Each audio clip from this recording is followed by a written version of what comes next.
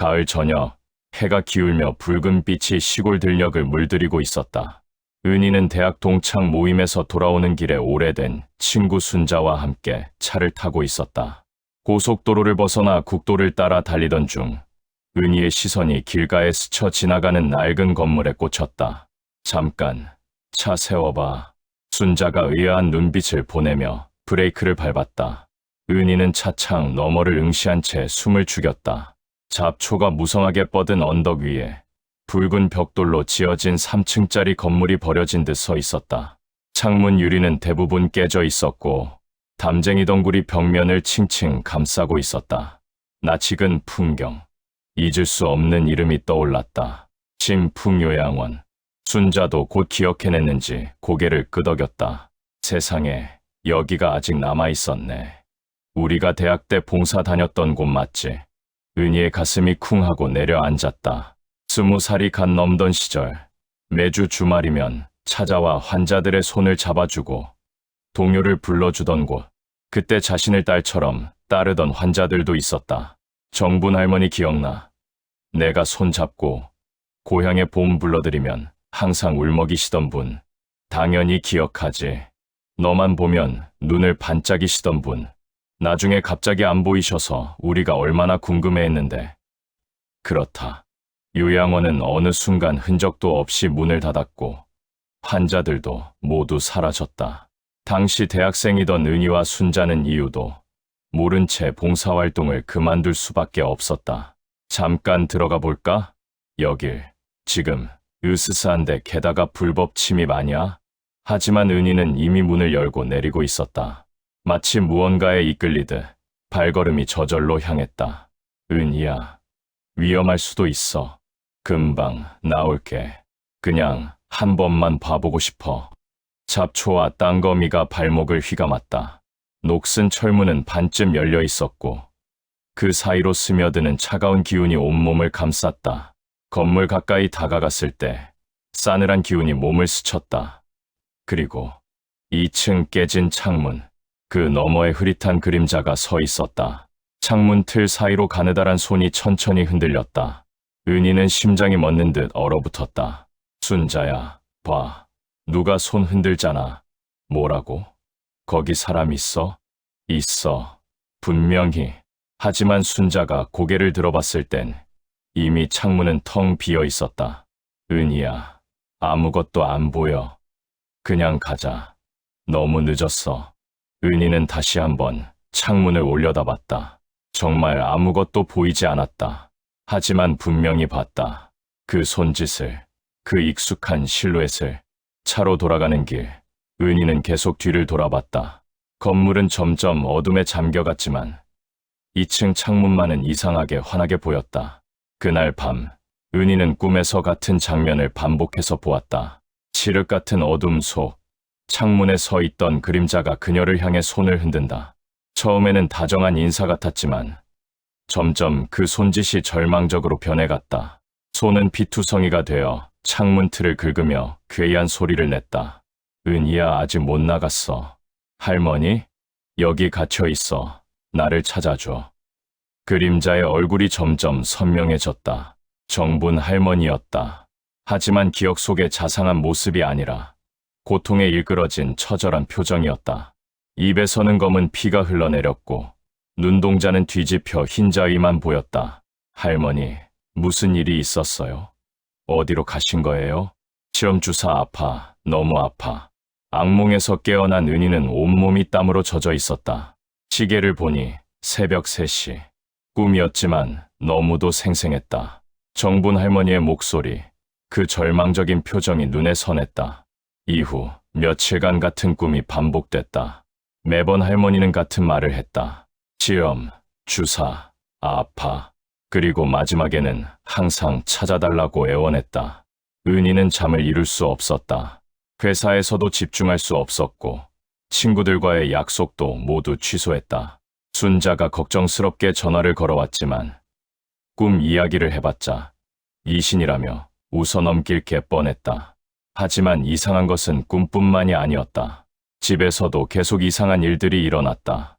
밤중에 누군가 문을 두드리는 소리, 복도를 걸어다니는 발자국 소리. 그러나 확인해보면 아무도 없었다. 어느 날 밤에는 거울에 비친 자신의 뒤편에서 정분 할머니가 서 있는 것을 봤다. 깜짝 놀라 뒤를 돌아봤지만 아무도 없었고, 다시 거울을 봤을 때는 할머니도 사라져 있었다. 미쳐가는 건가? 은희는 스스로에게 의문을 품기 시작했다. 스트레스로 인한 환각일 수도 있었다. 하지만 꿈 속 할머니의 말들이 너무 구체적이고 일관성이 있었다. 참지 못한 은희는 시청 기록 보관실을 찾았다. 오래된 마이크로필름을 뒤적이며 신풍요양원에 대한 기사를 찾기 시작했다. 한참을 뒤진 끝에 희미하게 읽을 수 있는 기사 하나를 발견했다. 신풍요양원 노인 집단 실종 1978년 3월 15일. 경기도 소재 신풍요양원에서 입소자 15명이 집단으로 사라지는 사건이 발생했다. 요양원 측은 일시적으로 연락이 두절된 상태라며 곧 해결될 것이라고 밝혔으나 가족들은 강한 의혹을 표하고 있다. 실종된 노인들은 모두 치매나 중증 질환을 앓고 있어 혼자 외출이 불가능한 상태였다고 전해진다. 은희의 심장이 빨리 뛰기 시작했다. 집단 실종 15명이나. 그런데 며칠 후 기사를 보니 전혀 다른 내용이었다. 신풍요양원 실종 사건. 집단 가출로 결론 1978년 3월 22일. 지난주 집단 실종 사건으로 화제가 된 신풍요양원 노인들이 모두 자발적 가출한 것으로 결론났다. 경찰 관계자는 노인들이 요양원 생활에 불만을 품고 집단으로 가출한 것으로 보인다며 가족들도 이를 수긍하고 있다고 밝혔다. 요양원 측은 관리 소홀에 대해 사과한다며 자진 폐원하기로 결정했다. 가출이라니. 은희는 충격에 휩싸였다. 치매 환자들이, 그것도 15명이나 집단으로 가출, 말이 되지 않았다. 더욱이 정분 할머니는 거동도 불편하셨는데 다른 자료들을 더 찾아봤지만 그 이후로는 신풍요양원에 대한 기사를 찾을 수 없었다. 마치 의도적으로 모든 기록이 지워진 것 같았다. 그때 문득 떠오른 기억이 있었다. 봉사활동을 하던 시절 밤마다 건물 깊은 곳에서 들리던 이상한 기계음, 간호사들이 눈빛을 피하며 입을 다물던 모습, 그리고 어느 날 자신이 돌보던 정분 할머니가 갑자기 사라졌던 일. 당시에는 단순히 다른 병실로 옮겨간 것이라고 생각했었다. 하지만 지금 생각해보니 이상했다. 인사도 없이 아무 설명도 없이 사라지셨던 것이. 은희는 봉사활동을 함께 했던 다른 친구들에게도 연락을 해봤다. 하지만 모두 비슷한 반응이었다. 그냥 요양원이 문을 닫았다고 들었는데 환자들은 다른 곳으로 옮겨갔겠지. 아무도 진실에 관심이 없었다. 시간이 너무 오래 흘렀고 모두 자신의 삶에 바빠서 과거의 일을 파헤치려 하지 않았다. 은희만 혼자서 진실을 추적하고 있었다. 의문을 풀기 위해 은희는 조민수를 찾아갔다. 그는 신풍요양원 원장의 아들이자 봉사 시절 은희와 친하게 지냈던 또래였다. 민수는 이제 70이 넘은 노인이 되어 있었다. 작은 슈퍼를 운영하며 조용히 살고 있었는데 은희를 보자 깜짝 놀라는 표정을 지었다. 은희 씨, 세상에 몇십 년 만이야. 민수 오빠, 안녕하세요. 갑자기 찾아와서 죄송해요. 무슨 일로? 커피라도 한잔 할까? 근처 카페에 앉아서 은희는 며칠 전에 있었던 일을 털어놓았다. 신풍요양원을 다시 보게 된 것, 창문에서 손을 흔드는 그림자를 본 것, 그리고 계속되는 악몽에 대해서. 민수의 얼굴이 점점 창백해졌다. 창문에서 손을 흔들었다고? 네, 정분 할머니 같았어요. 제가 제일 좋아했던 분이셨는데. 민수는 손을 떨며 담배를 꺼내 물었다. 한참 동안 침묵을 지키더니 깊은 한숨을 내쉬었다. 역시 이런 날이 올 줄 알았어. 무슨 뜻이에요? 은희 씨, 당신이 본 게 환각이 아닐지도 몰라. 민수는 주변을 둘러보더니 목소리를 낮췄다. 내가 지금까지 아무에게도 말하지 않은 이야기가 있어. 하지만 이제는 말해야 할 때가 온 것 같아. 은희는 숨을 죽이고 기다렸다. 내 아버지 신풍요양원 원장 말이야. 그 사람은 환자들을 임상실험에 이용했어. 임상실험이요? 신약 개발이라는 미명하에 허가받지 않은 약물들을 환자들에게 주입했지. 치매 치료제, 진통제, 심지어는 정신병 치료제까지. 환자들은 실험용쥐 취급을 받았어. 민수의 목소리가 떨렸다. 부작용은 끔찍했어. 환자들이 미쳐가거나 피를 토하며 죽어나갔어. 몸이 마비되거나 경련을 일으키는 환자들도 있었지. 그런데 아버지는 그걸 치료 과정이라고 우겼어. 그럼 실종 사건은 실종이 아니라 죽음이었어. 15명이 모두 실험 때문에 죽었지. 그리고 아버지는 시체들을 몰래 처리해버렸어. 은희는 충격에 말이 나오지 않았다. 난 그걸 다 보았어. 밤중에 트럭으로 시체들을 옮기는 것도, 요양원 뒤편에 구덩이를 파는 것도. 하지만 고발할 용기가 없었어. 내 아버지였으니까. 민수가 담배를 깊게 빨아들였다. 결국 사건은 가출이라며 덮였고 요양원은 폐쇄됐지. 아버지는 몇 년 후에 죽었는데 죽을 때까지 자신이 한 일에 대해 후회하지 않았어. 그럼 정분 할머니도 아마 그 실험의 희생자 중 한 분일 거야. 당신이 본 그림자는 아직도 그곳에 묶여있는 원혼들일지도 몰라. 은희의 손끝이 싸늘해졌다. 꿈속에서 할머니가 했던 말들이 떠올랐다. 시험, 주사, 아파. 그분들은 제대로 된 장례도 치르지 못하셨겠네요. 그래, 가족들도 가출이라고 믿고 있으니까. 아무도 진실을 모르고 아무도 그들을 기억하지 않아. 민수가 은희를 바라봤다. 당신이 그들을 본 건 우연이 아닐 거야. 아마 그들이 당신을 선택한 거겠지. 진실을 밝혀달라고. 그날 밤, 은희는 홀로 신풍요양원으로 향했다. 달빛이 폐허 건물을 푸르게 물들이고 있었다. 이번에는 준비를 해왔다. 손전등, 비상약품, 그리고 정분 할머니가 좋아하셨던 들국화 한 다발. 녹슨 철문을 밀고 들어서자 곰팡이와 썩은 냄새가 뒤섞여 코를 찔렀다. 1층 로비는 완전히 폐허가 되어 있었다. 부서진 휠체어가 복도 한쪽에 나뒹굴고 낡은 벽에는 이름 모를 얼룩이 길게 흘러내려 있었다. 손전등 불빛이 어둠을 가르며 지나간다. 발걸음 소리가 텅 빈 건물에 울려 퍼졌다. 2층으로 오르는 계단. 삐걱 발걸음을 옮길 때마다 먼지가 피어올랐다. 나무 계단은 썩어서 언제 부러질지 모르는 상태였지만 은희는 조심스럽게 올라갔다.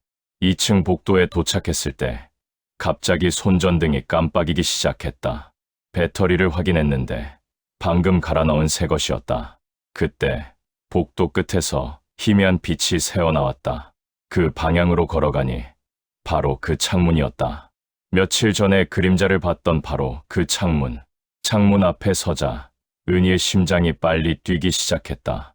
들국화를 창가에 놓고 조용히 말했다. 할머니, 저 왔어요. 바람 한 점 없는데도 들국화가 살짝 흔들렸다. 그리고 정분 할머니가 나타났다. 이번에는 꿈이나 환상이 아니었다. 분명히, 선명하게 보였다. 젊은 날의 모습 그대로 환하게 웃으며 손을 흔들고 있었다. 마치 은희가 처음 봉사를 왔던 날처럼. 할머니, 은희의 눈에 눈물이 맺혔다. 그러나 할머니의 미소는 점점 일그러지더니 입술이 찢어져 검은 피가 흘러내렸다. 눈동자가 뒤집히고 살점이 떨어져 나갔다. 아파, 너무 아파. 할머니의 목소리가 들려왔다. 고통에 찬 신음소리였다. 주사, 이상한 주사, 몸이 불타는 것 같아. 할머니, 이제 알았어요. 무슨 일이 있었는지 다 알았어요. 할머니가 은희를 바라봤다.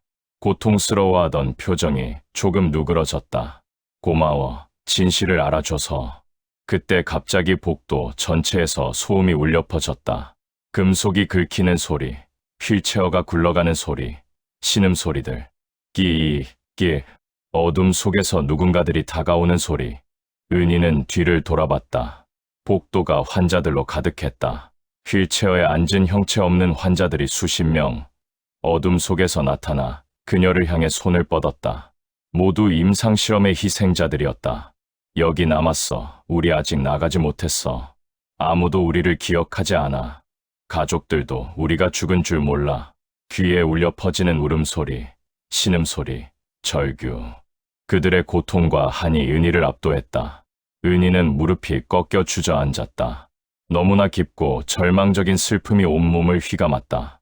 미안해요. 몰랐어요. 정말 몰랐어요. 그 순간 은희의 눈앞이 새하얗게 번쩍였다. 정신을 차렸을 때 은희는 요양원 앞 마당에 쓰러져 있었다. 새벽 안개가 자욱하게 깔려 있었고 건물은 여전히 침묵 속에 잠겨 있었다. 몸을 일으키며 주변을 둘러봤다. 들국화는 여전히 2층 창가에 놓여 있었다.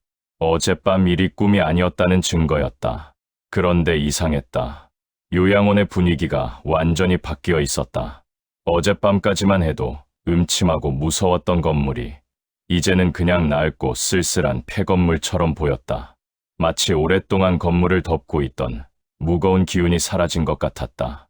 창문에서 마지막으로 들려온 목소리가 기억났다. 이제 됐다. 고마워. 그 목소리는 정분 할머니의 것이었다. 하지만 이번에는 고통스럽지 않았다. 평온하고 감사에 찬 목소리였다. 은희는 알 수 있었다. 그들이 원한 것은 복수가 아니라 기억이었다. 자신들의 죽음이 헛되지 않았다는 것, 누군가가 진실을 알고 있다는 것, 그것만으로도 충분했던 것이다. 집으로 돌아가는 길에 은희는 결심했다. 이 이야기를 세상에 알리겠다고. 조민수의 증언을 받아서 당시 상황을 기록하고 언론에도 제보하겠다고. 비록 지금은 증거가 부족하고 사람들이 믿지 않을 수도 있지만 그래도 기록은 남겨야 했다. 진풍요양원에서 벌어진 일들을, 그리고 그곳에서 희생된 15명의 노인들을 기억하는 사람이 있다는 것을. 그 후 몇 주간 은희는 당시 상황을 꼼꼼히 기록했다. 조민수와의 인터뷰를 녹음하고 시청에서 찾은 자료들을 복사했다. 봉사활동을 함께했던 친구들에게도 연락해서 당시 기억을 물어봤다. 처음에는 아무도 관심을 보이지 않았다. 너무 오래된 일이야. 증거도 없는데 뭘 할 수 있겠어라는 반응이 대부분이었다. 하지만 은희는 포기하지 않았다. 작은 지역 신문사에 제보했고 기자가 관심을 보였다. 비록 큰 기사는 되지 않았지만 신풍요양원 사건에 대한 작은 기사가 실렸다. 40년 전 사라진 진실 신풍요양원 집단 실종 사건 재조명. 기사가 나간 후 예상치 못한 반응이 있었다. 당시 요양원에서 일했던 간호사 한 명이 은희에게 연락을 해온 것이다. 저 그때 일을 기억하고 있어요. 말하고 싶었지만 무서워서 못했는데 이제라도 말씀드릴게요. 간호사의 증언은 조민수의 말을 뒷받침했다. 원장의 지시로 환자들에게 정체불명의 약물을 주입했다는 것, 부작용으로 고생하는 환자들을 봤다는 것, 그리고 어느 날 갑자기 환자들이 모두 사라졌다는 것, 가족들에게는 다른 요양원으로 옮겼다고 했어요. 하지만 실제로는 그분들이 어떻게 됐는지 아무도 몰라요. 증언들이 쌓이면서 사건에 대한 윤곽이 점점 드러났다. 비록 물적 증거는 없었지만 당시 상황을 증명할 수 있는 증언들은 충분했다. 은희는 이 모든 내용을 정리해서 인권단체에 제보했다. 40년이 지난 사건이지만 진상규명이 필요하다고 생각했다. 몇 달 후 놀라운 일이 벌어졌다. 인권단체의 요청으로 검찰에서 신풍요양원 사건에 대한 재조사를 시작한 것이다. 은희는 참고인으로 조사를 받았고 조민수와 간호사도 증인으로 채택됐다. 비록 시효가 지나서 처벌은 불가능했지만 최소한 진실은 밝혀질 수 있을 것 같았다. 가장 중요한 것은 유골 발굴이었다. 조민수의 증언에 따르면 요양원 뒤편 야산에 시신들이 묻혀 있을 가능성이 높았다. 발굴팀이 파견됐고 며칠간의 작업 끝에 실제로 유골들이 발견됐다. 15구의 유골이 한꺼번에 묻혀 있었는데 대부분 노인의 것으로 추정됐다. 법의학자의 감정 결과 유골에서 독성 물질의 흔적이 발견됐다. 일반적인 치료제가 아닌 실험용 화학물질로 추정되는 성분들이었다. 이제 확실해졌네요. 검사가 은희에게 말했다. 당시 요양원에서 불법적인 인체 실험이 있었고 그 결과로 15명의 환자가 사망한 것으로 보입니다. 비록 가해자는 이미 사망했지만 공식적으로 진실이 밝혀진 셈입니다. 유골들은 모두 신원이 확인됐다. 정분 할머니의 유골도 그 중에 있었다. 40년 만에 진실을 알게 된 유족들은 충격에 빠졌다. 그동안 가출한 줄 알고 있던 가족이 실제로는 불법 실험의 희생자였다는 사실을. 어머니가 그런 고통을 당하셨다니. 정분 할머니의 딸이 울먹이며 말했다. 그래도 이제라도 진실을 알게 되어 다행이에요. 어머니를 찾아주셔서 정말 감사합니다. 유족들과 함께 제대로 된 장례식을 치렀다. 40년간 차가운 땅 속에 방치됐던 영혼들을 위한 추도식이었다. 은희는 정분 할머니의 영전에 들국화를 바치며 조용히 말했다. 할머니, 이제 편히 쉬세요. 모든 사람이 할머니를 기억하고 있어요. 장례식이 끝난 후 은희는 다시 신풍요양원을 찾았다. 이제 그 건물은 완전히 달라 보였다. 무겁고 음산했던 기운은 완전히 사라지고 그냥 오래된 빈 건물일 뿐이었다. 2층 창문을 올려다봤다. 며칠 전 바친 들국화는 바람에 말라 있었지만 여전히 그 자리에 있었다. 할머니, 안녕히 가세요. 은희가 작별 인사를 하자 잠시 바람이 불었다. 마치 할머니가 마지막 인사를 하는 것 같았다. 그 후 신풍요양원 사건은 사회적으로 큰 이슈가 됐다. 의료윤리에 대한 경각심을 불러일으켰고 요양원 관리 시스템 개선에도 영향을 미쳤다. 은희는 이 경험을 책으로 출간했다. 신풍요양원의 진실, 40년 만에 밝혀진 이야기라는 제목으로 처음부터 끝까지의 과정을 상세히 기록했다. 책은 많은 사람들의 관심을 받았다. 특히 의료진과 사회복지사들 사이에서 큰 반향을 일으켰다. 환자의 인권과 의료윤리의 중요성을 다시 한번 생각해보게 하는 계기가 됐다. 은희는 전국 각지에서 강연 요청을 받았다. 의대생들을 대상으로 한 특강에서 그녀는 항상 이렇게 말했다. 환자는 실험 대상이 아니라 인간입니다. 그들에게도 존엄성과 권리가 있습니다. 신풍요양원의 비극이 다시는 반복되지 않도록 우리 모두가 경각심을 가져야 합니다. 몇 년 후 신풍요양원 자리에는 작은 추모공원이 조성됐다. 시민들의 성금과 시의 지원으로 만들어진 것이었다. 공원 한가운데에는 희생자들을 기리는 추모비가 세워져 있었다. 15명의 이름이 하나하나 새겨져 있고 그 아래에는 이런 글귀가 적혀 있었다. 신풍요양원에서 희생된 15분의 넋을 기리며 이런 비극이 다시는 일어나지 않기를 바라며 그들의 존재를 영원히 기억하고자 합니다. 은희는 매년 기일에 이곳을 찾았다. 정분 할머니가 좋아하셨던 들국화를 들고 추모비 앞에서 조용히 기도를 올렸다. 할머니, 많은 사람들이 할머니를 기억하고 있어요. 할머니의 죽음이 헛되지 않았어요. 바람이 불어와 들국화, 꽃잎을 흩날렸다. 마치 할머니가 고맙다고 인사하는 것 같았다. 그날 밤, 은희는 꿈을 꾸었다. 하지만 이번에는 악몽이 아니었다. 환한 빛 속에서 정분 할머니가 웃고 있었다. 젊은 시절의 모습으로, 건강한 모습으로, 고통스러워하던 모습은 온데간데 없었다. 은희야, 정말 고마워. 할머니가 은희의 손을 잡았다. 따뜻하고 부드러운 손이었다. 이제 편안해졌어. 모든 게 끝났어. 할머니, 너는 정말 착한 아이야. 우리를 잊지 않아줘서 고마워. 할머니가 점점 멀어져 갔다. 빛 속으로 사라져가면서 마지막으로 손을 흔들었다. 이번에는 절망적인 손짓이 아니라 정말로 안녕을 구하는 따뜻한 인사였다. 꿈에서 깨어난 은희는 평온함을 느꼈다. 오랫동안 가슴을 짓눌렀던 무거운 짐이 완전히 사라진 기분이었다. 창문을 열어 밤 공기를 들이마셨다. 새벽 바람이 시원하게 불어왔다. 저 멀리 신풍요양원이 있던 방향을 바라봤다. 이제 그곳에는 추모공원의 가로등이 따뜻하게 빛나고 있을 것이다. 할머니들, 이제 정말 편히 쉬세요. 은희의 속삭임이 밤바람에 실려 멀리 날아갔다. 그리고 어디선가 정말로 평안해진 영혼들의 감사 인사가 들려오는 것 같았다. 40년 만에 드디어 모든 것이 제자리를 찾았다.